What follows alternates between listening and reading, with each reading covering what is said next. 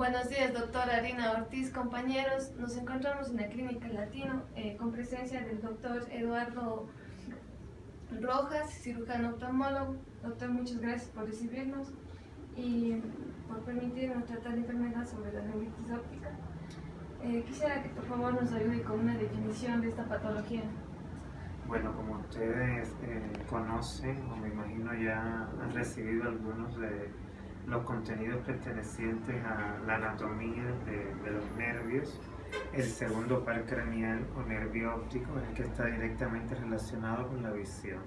Eso precisamente la neuritis óptica, el sufijo itis en medicina significa inflamación.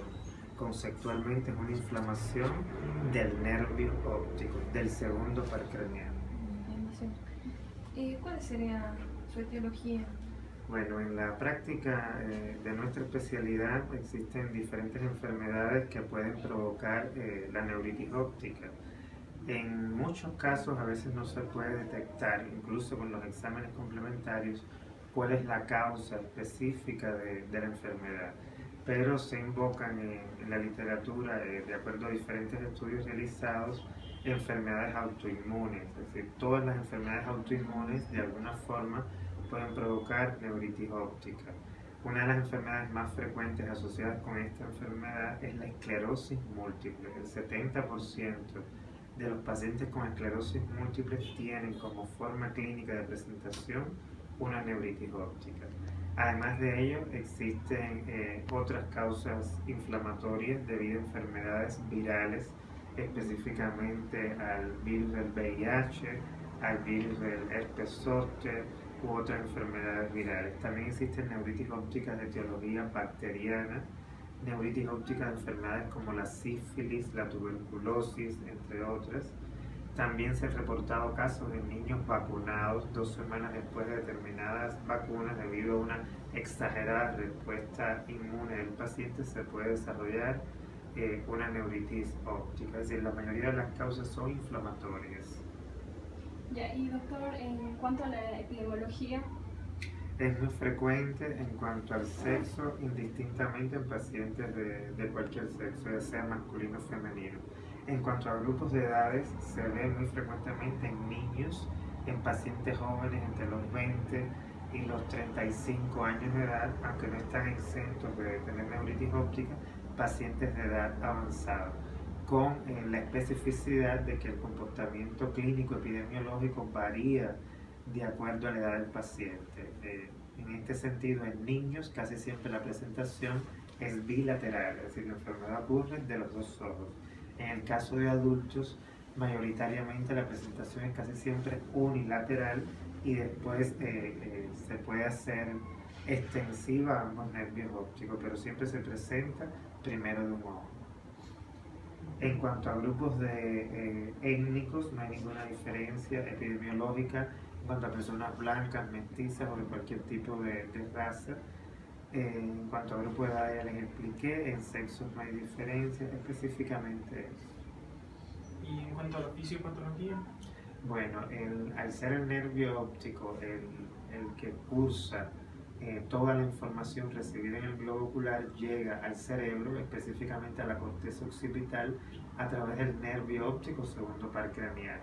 Si estas fibras nerviosas se encuentran inflamadas, se encuentran enfermas, se encuentran con deterioro, pues esta transmisión de la información no se realiza de manera óptima, entonces eso da como consecuencia una disminución de la agudeza visual, porque la información no fluye desde el globo ocular hacia la corteza cerebral occipital, que es la encargada de integrar toda la información visual.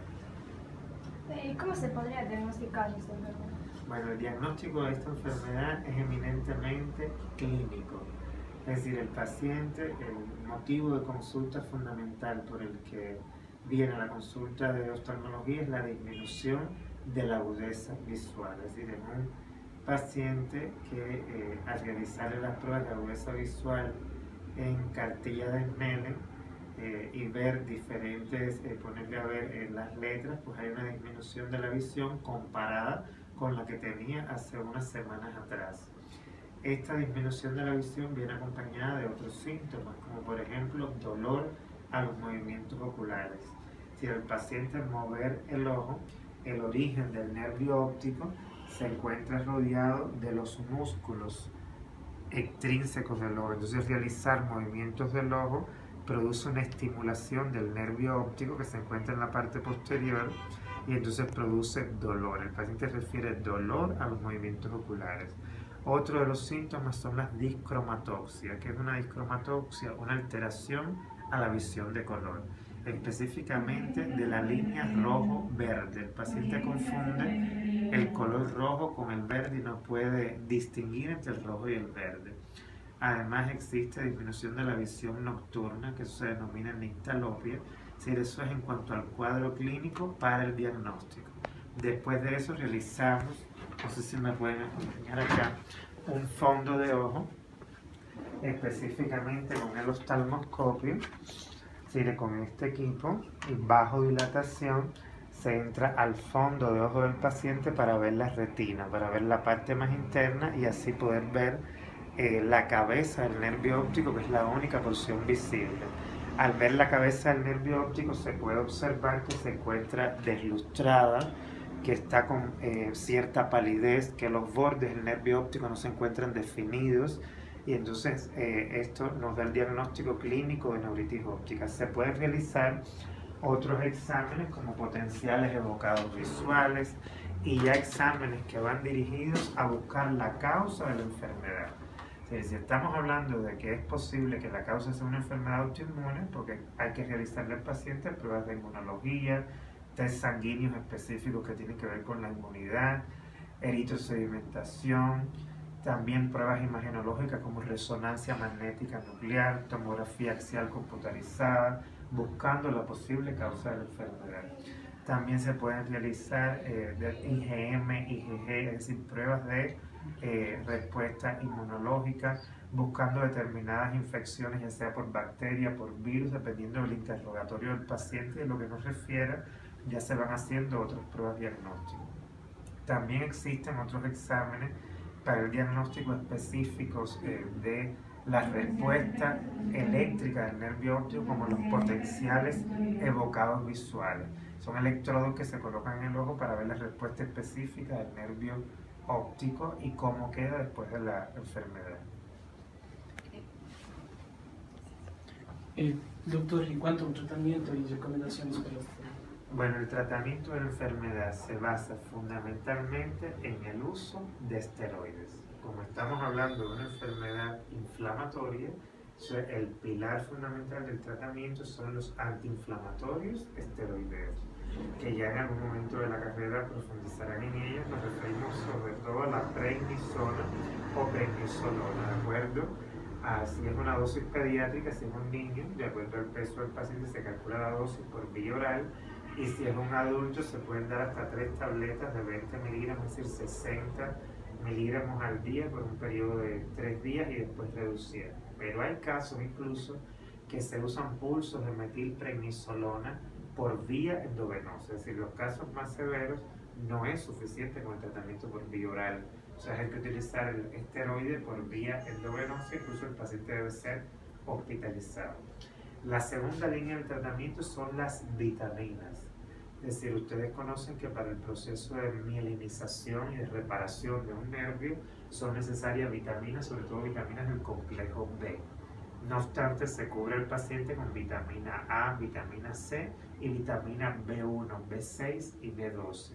Esto se puede realizar con vitaminas orales o se puede también pasar vitaminas por vía intramuscular si la neuritis es muy complicada. Esos son los dos pilares fundamentales del tratamiento: esteroides y vitaminas. Con eso el paciente puede estar de 14 a 21 días. En una primera etapa se puede hacer por vía endovenosa y después ya pasar el tratamiento a vía oral, en dependencia de la respuesta del paciente.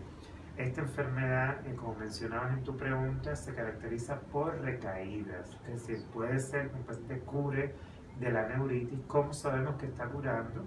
Por el aspecto del fondo del ojo, pero sobre todo por la mejoría de la agudeza visual, es decir, el paciente lo sentamos para realizarle la agudeza visual en un sillón como este y se proyecta, mírate para que puedas hacia atrás de ti, se van proyectando los diferentes optotipos de figuras hasta las más pequeñas, y si de pronto el paciente solo llegaba hasta un 0.5 de visión, ya después del tratamiento va avanzando y puede llegar hasta el 20/20 de visión. También podemos comprobar, como les mencionaba, la visión de colores. Como les dije, la alteración de la visión de colores fundamentalmente al rojo y al verde. Entonces podemos definir en fondos rojo y verde que ve el paciente o ponerle determinados números con fondos a ver cómo está la sensibilidad al contraste, si ve los números, si diferencia los colores, si tiene visión doble. Es decir, son varios test que se van haciendo, que aparte del objetivamente el fondo de ojo, la visión, la mejoría de la visión es lo que nos dice que la recuperación ha sido óptima, ¿verdad? No sé todo, muchas gracias por, bueno, que sí.